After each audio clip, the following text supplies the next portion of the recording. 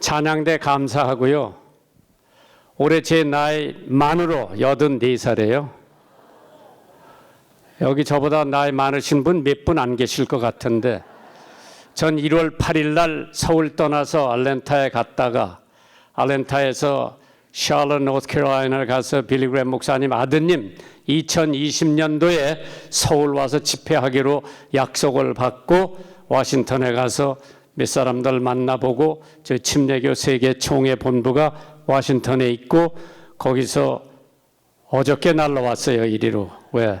딸내가 여기 살기 때문에 우리 집사람이 요 시리 오브 호흡이라고 하는 데서 2년 투병 생활을 했죠.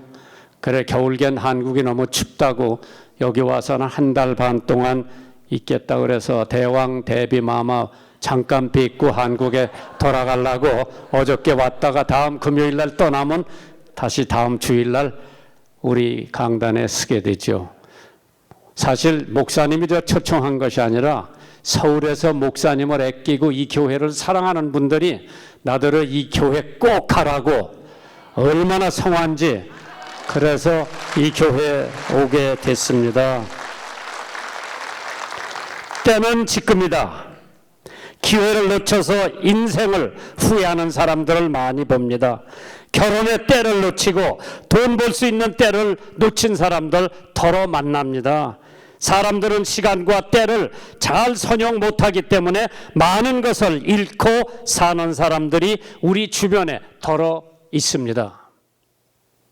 10년이라는 세월이 얼마나 귀한지 알고 싶으면 명퇴하신 50대 가장에게 한번 물어보세요. 4년의 세월이 얼마나 귀한지 알고 싶으시면 대학을 졸업한 후 직장을 얻지 못한 졸업생에게 한번 물어보세요. 1년이 얼마나 귀한 줄 알고 싶으면 방금 성적이 나빠서 재수하는 학생들에게 한번 물어보세요. 한 달이 얼마나 소중한지 알고 싶으면 한 달 먼저 미숙아로 태어난 산모에게 한번 물어보세요. 일주일의 소중함을 알고 싶으면 주간 잡지 편집국장한테 한번 물어보세요. 1시간의 소중함을 알고 싶으면 애인을 기다리는 총각에게 한번 물어보세요. 1분의 소중함을 알고 싶으면 방금 기차를 놓친 아주머니에게 한번 물어보세요. 1초의 소중함을 알고 싶으면 사고의 순간 간발의 차이로 살아난 생존자에게 한번 물어보세요. 100분의 1초의 소중함을 알고 싶으면 올림픽에서 은메달을 딴 선수에게 물어보세요. 시간은 아무나도 기다려주질 않습니다. 당신이 가진 매 순간이 바로 여러분들의 보화입니다. 한때 방영되었던 세이코라고 하는 시계회사에서 1초의 기쁨, 1초의 눈물이라고 하는 광고가 있었습니다. 처음 뵙겠습니다. 1초의 만남을 통해 일생일대의 중요한 순간을 느낄 때가 있습니다. 고마워요. 1초도 안 걸리죠? 1초의 감사를 통해 사람의 따뜻함을 알게 될 때가 있습니다. 힘내세요. 1초의 격려를 통해 용기가 살아날 때가 있습니다. 축하해요. 1초의 축하로 인해서 행복에 넘치는 때가 있습니다. 용서하세요. 1초의 용서로 인간의 약한 모습을 보게 될 때가 있습니다. 안녕. 1초의 짧은 인사로 평생의 이별을 가져올 때가 있습니다. 1초의 짧은 시간일지라도 우리의 마음과 생각을 충분히 전할 수 있을 때가 있습니다. 시편 90편 12절에 우리에게 우리 날개 계수함을 가르치사 지혜의 마음을 얻게 하옵소서. 시간에는 세 종류가 있다고 합니다.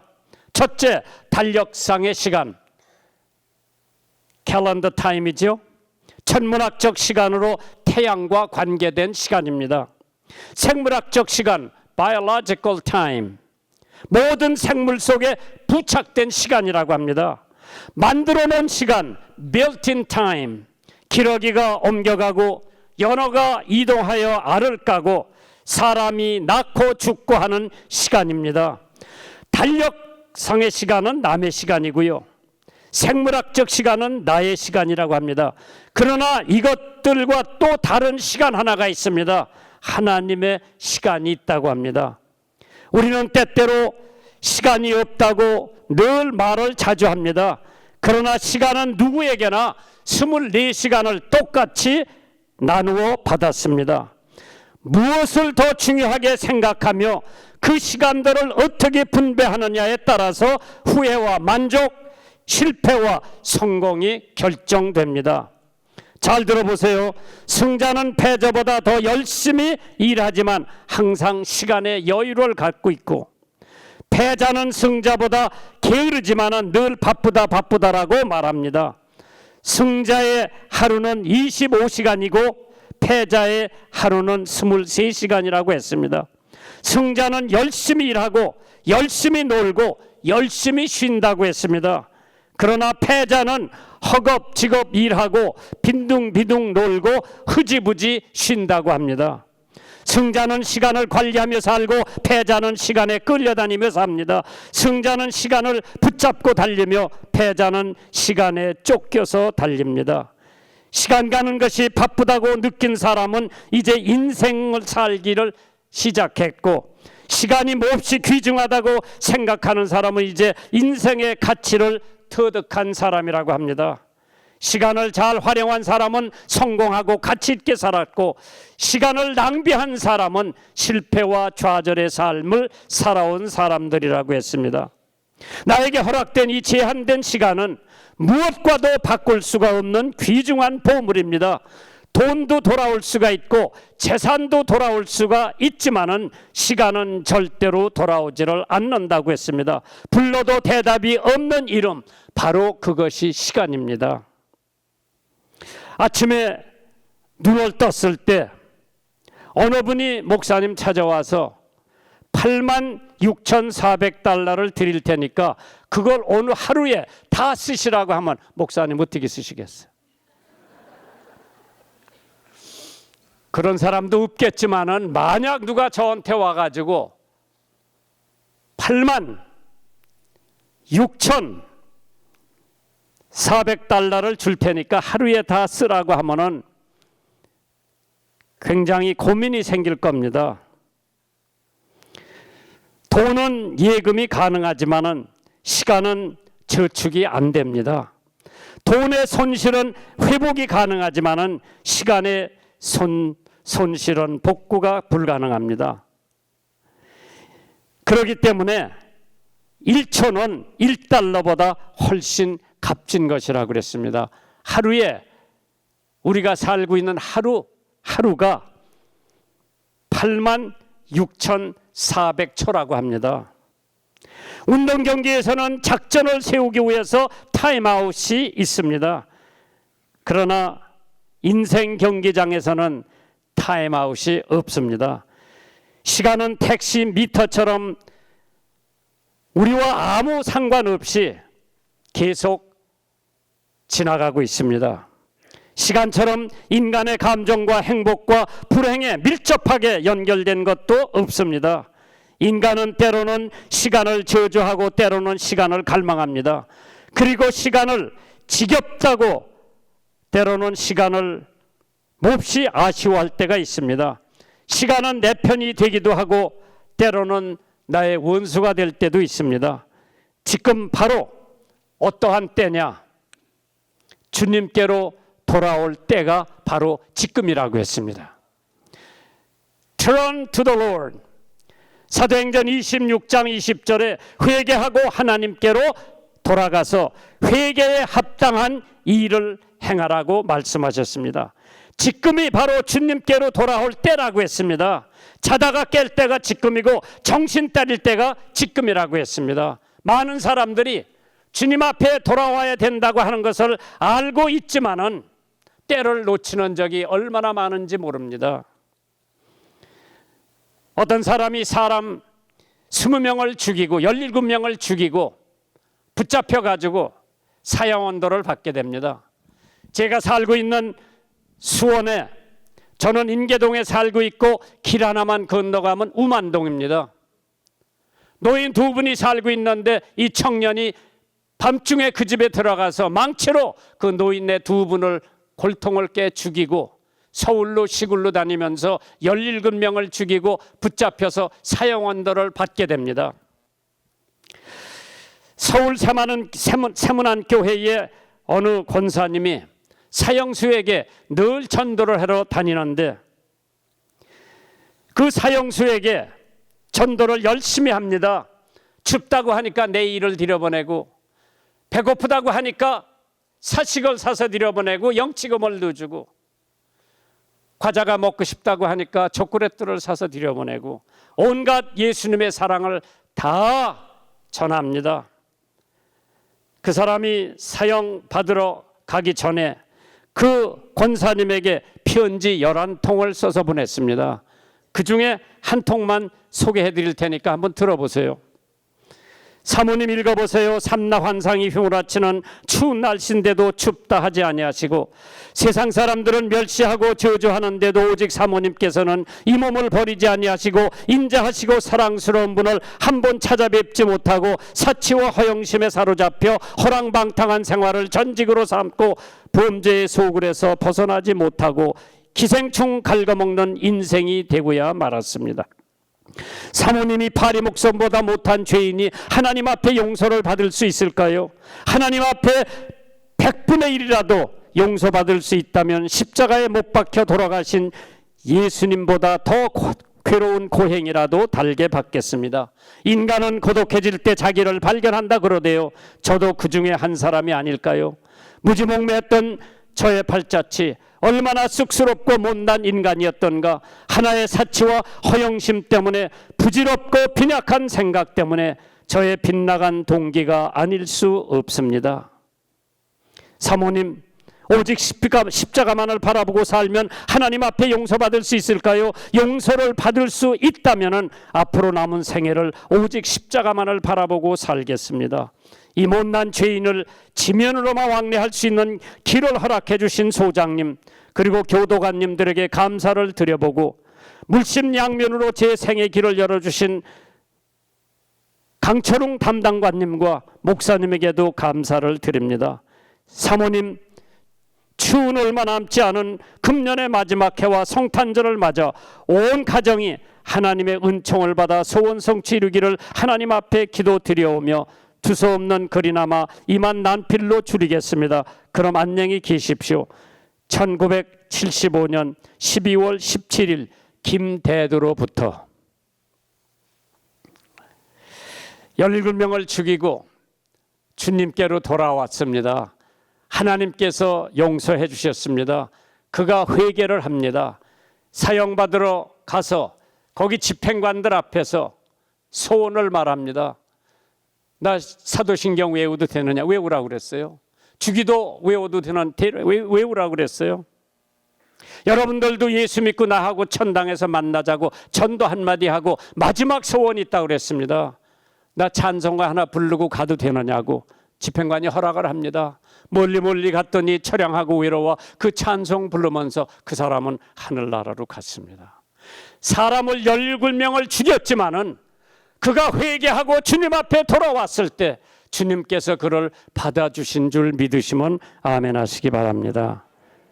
바로 지금이 용서할 때입니다. 용서를 받고 용서할 때가 내일이 아니고 내주가 아니고 내달이 아니고 바로 지금 이때가 여러분과 내가 하나님 앞에 용서도 받고 나에게 많은 해를 끼친 사람을 용서해 줄 수 있는 때가 바로 지금이라고 했습니다. 전도서 3장 3절에 죽일 때가 있고 치료시킬 때가 있으며 헐 때가 있고 세울 때가 있다고 했습니다. 요한일서 1장 9절에 만일 우리가 우리 죄를 자백하면 저는 미쁘시고 위로우사 우리 죄를 사하시며 모든 불의에서 우리를 깨끗게 하실 것이라고 했습니다. 남을 용서할 수 있다는 것은 나도 너와 같다고 인정하는 것이라고 했습니다. 그러기에 용서는 겸손의 표현이라고 했습니다. 교만한 자에게는 남을 용서하지 못한다고 했습니다. 나는 너보다 잘났다고 생각을 하기 때문이라고 했습니다. 그러한 까닭에 건설적인 사랑이 바로 용서라고 했습니다. 사교적인 인간이 되려면 용서하는 예수를 터득해야 한다고 했습니다. 그렇기 때문에 마태복음 18장 21절에 그때 베드로가 나와 가로되 주여 형제가 내게 죄를 범하면 몇 번이나 용서하여 주리이까? 7번까지 하오리이까? 예수께서 가라사대 내게 이르노니 7번씩 아니라 70번씩 7번이라도 할지니라. 용서받을 때도 지금이고 용서할 때도 지금입니다. 우리가 인생을 살다 보면은 나를 섭섭하게 한 사람도 있고 나를 모략 중상한 사람도 있습니다. 그러나 용서할 때가 있고 용서받을 때가 있다고 했습니다.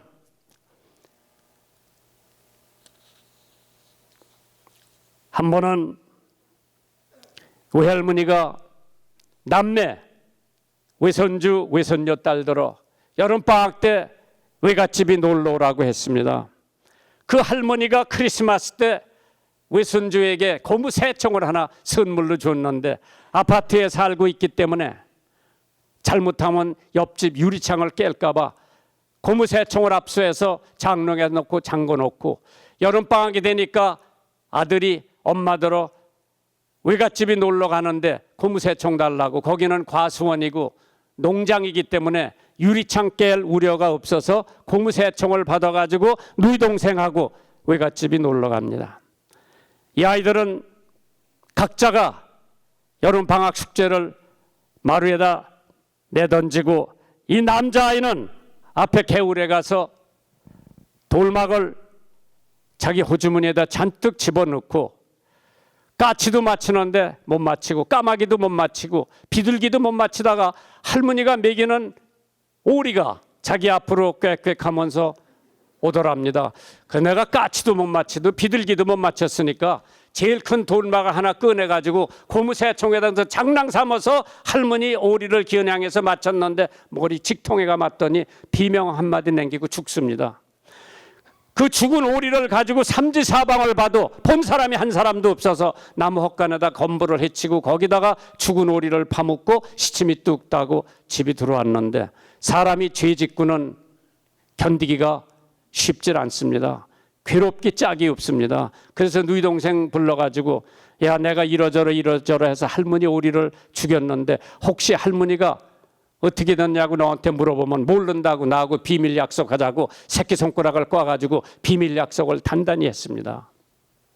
저녁 먹고 나니까 할머니가 손녀딸들어 설거지 좀 그들어야지 하니까 손녀딸이 할머니 잠깐만요 하더니 텔레비 보고 앉아있는 오빠들어 설거지 하라고 그러니까 할머니가 너더러 하라고 그랬지 나더러 하라고 그랬어. 안 한다고 하니까 설거지 안 하면 내가 할머니한테 일른다고 하니까 가슴이 덜컥 내려앉아가지고 야 네가 하라는 거 다 할 테니까 할머니한테 일르지만 말아라.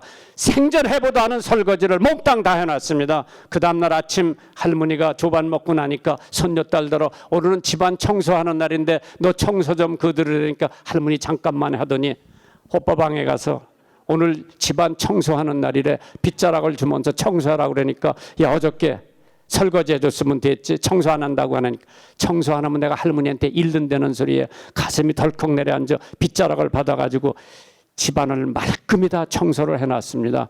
오후가 됐는데 누이 동생은 이웃집이 놀러 갔습니다. 얘가 마음이 괴로워서 견딜 수가 없어서 할머니 어디 계신가 보니까 2층에서 재봉틀을 하고 계세요. 재봉틀 옆에 가서 무릎을 꿇고 앉아서 훌쩍훌쩍 울기보통합니다. 한참 울다가 말문을 열었습니다.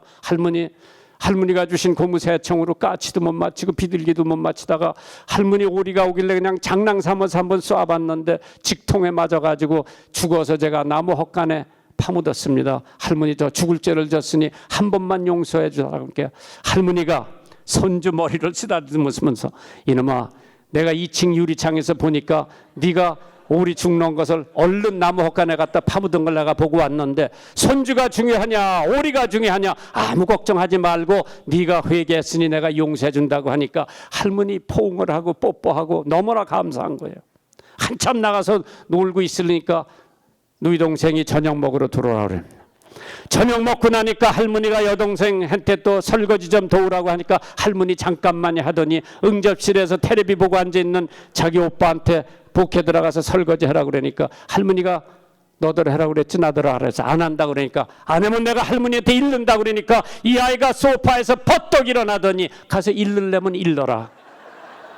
이미 할머니한테 용서받은 사건이라 두려울 게 하나도 없습니다. 2000년 전에 예수님이 이 땅에 오셔서 십자가에 못 박혀 돌아가신 것은 여러분과 나 같은 죄인을 위해서 피 흘려 돌아가셨기 때문에 내가 그 예수를 영접하고 주님 앞으로 돌아오고 회개하면은 주님께서 나를 의인으로 취급해 주시기 때문에 내가 이 생을 마치면은 나는 죽는 것이 아니라 하늘나라로 이사가는 줄 믿으시면 아멘 하시기 바랍니다. 동의서에서 뭔 것처럼 하나님께서는 내가 이제까지 지은 죄를 기억하시지 않고 내가 지은 모든 죄를 깊은 바다에 갖다 파묻는다고 그랬습니다. 아직까지 그 깊은 바다에 들어갔다 나온 사람이 없습니다. 왜? 내 죄가 그 안에 있기 때문에. 회개하고 주님 앞으로 돌아오면 주님께서 나를 용서해 주시고 나를 사랑하시고 나를 끝까지 지켜주시는 줄 믿으시면 아멘 하시기 바랍니다. 지금이 바로 사랑할 때라고 했습니다. 부부의 사랑도 지금, 교우의 사랑도 지금, 자식의 사랑도 지금, 이웃 사랑도 지금, 조국 사랑도 지금, 원수를 사랑하는 것도 지금 이때라고 했습니다.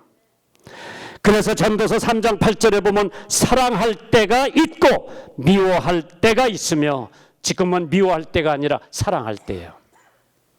믿음의 주여 온전케 하신 이 예수를 바라보자. 저는 그 앞에 있는 즐거움을 위하여 십자가를 참으사 부끄러움을 개의치 아니하시고 그런즉 믿음, 소망, 사랑 이 세 가지는 항상 있을진데 그 중에 제일은 사랑이라고 그랬어요. 왜요? 믿음도 천당 갈 때까지 필요하지 천당 안에 들어간 믿음 필요 없어요. 아멘 안 하네. 천당 들어간 믿음 필요 없어요.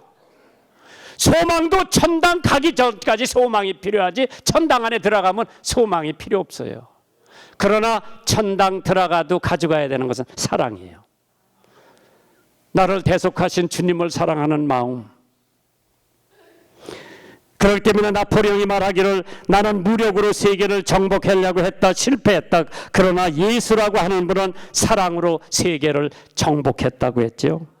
마틴 루터 킹 흑인 목사가 말하기를 아직까지 세계를 움직일 수 있는 것은 사랑이라고 했습니다. 얼마 전에 제가 서울 모 대학병원에 갔습니다. 어떤 아주머니가 아기를 포대기에다 싸들고 왔다 갔다 하길래 아주머니 그 아기 어디서 났습니까? 불광동 버스 종점 시래기통에서 주웠다 그러더라고. 여자가 아기를 낳아가지고 시래기통에다 버릴 수 있는 심령이면 얼마나 사랑이 고갈되고 메말랐나. 세상 모두 사랑 없어 냉랭함을 아느냐. 곳곳마다 사랑 없어 탄식 소리가 우리 귀에 들려옵니다.